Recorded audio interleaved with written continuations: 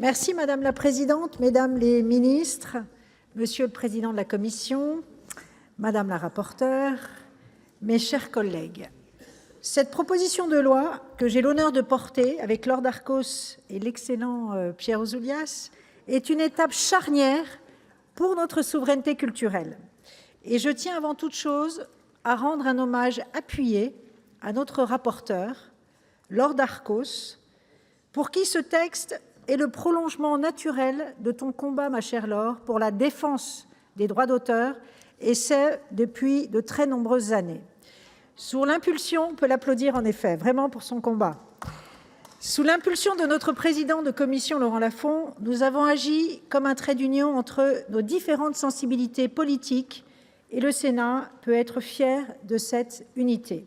Ce texte est l'aboutissement de mois de travail acharné, plus d'une centaine de personnalités auditionnées, un travail, je dois le dire, passionnant, sur un sujet fascinant par sa fulgurance et son impact sur le secteur culturel.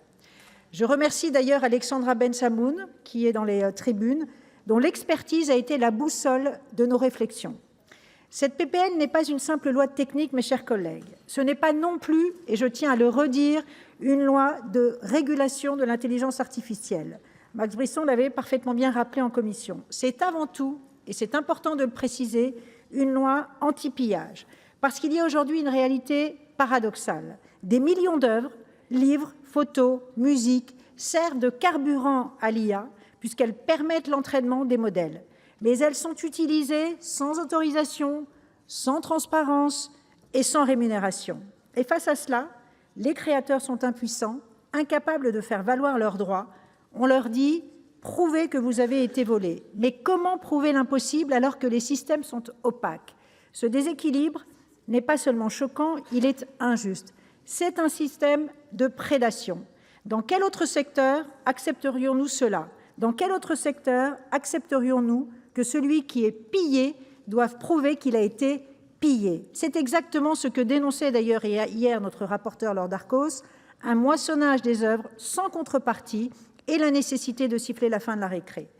Mes chers collègues, cette proposition de loi ne contient qu'un seul article, mais il est essentiel et remet les choses à l'endroit. Avec le renversement de la charge de la preuve, il donne enfin une réalité à la protection du droit d'auteur. Avec la présomption d'exploitation, ce texte opère enfin un rééquilibrage entre les titulaires de droits et les fournisseurs d'IA. Ce n'est plus au créateur désormais de prouver au juge le moissonnage de son œuvre, c'est au fournisseur d'IA de prouver qu'il ne l'a pas utilisée. Notre objectif n'est pas de multiplier les procès, évidemment, mais de créer un effet dissuasif. Nous voulons inciter les acteurs de l'IA à abandonner certains comportements de prédation pour un modèle fondé sur la transparence et la négociation. Aujourd'hui, les créateurs ne négocient pas, ils subissent. C'est donc une mesure de justice, mais aussi d'efficacité. Et je veux être très très claire. Nous ne sommes pas ici pour freiner l'innovation. Nous sommes ici pour poser une limite simple. L'innovation ne peut pas reposer sur le pillage. Car il n'y a pas d'opposition entre IA et création. C'est même tout l'inverse. Sans création, il n'y a pas d'IA. Et sans protection de la création, il n'y aura pas de création. Ce texte est donc une loi d'équilibre. Il est juridiquement solide, validé par le Conseil d'État et conforme au droit européen. Et à ceux qui craignaient que la France ne s'isole, dois-je le rappeler, et je prends ma casquette d'ancienne députée européenne, cette loi est en totale cohérence avec la ligne européenne. Le rapport d'Axel Voss, qui a été adopté le 10 mars dernier au Parlement européen, a été adopté par 460 voix, qui confirme donc cette nécessité, la transparence des données d'entraînement et le respect du droit d'auteur. Autrement dit, ce que nous faisons aujourd'hui, c'est traduire concrètement une exigence européenne.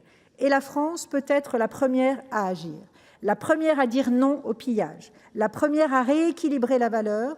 Faut-il le rappeler, d'ici à 2030, l'IA devrait apporter plus de 11 000 milliards d'euros à l'économie mondiale. Nous proposons donc une troisième voie, une IA puissante, mais une IA juste. Parce qu'au fond, défendre les auteurs, c'est défendre notre âme, c'est défendre notre exception culturelle dans un contexte où il y a une suprématie des États-Unis et de la Chine. C'est pourquoi, mes chers collègues, le groupe Les Républicains votera en faveur de ce texte et s'il est inscrit, j'ose l'espérer, avant l'été à l'Assemblée nationale, alors la loi, mes chers collègues, sera effective dès la rentrée pour les ayants droit. Je vous remercie.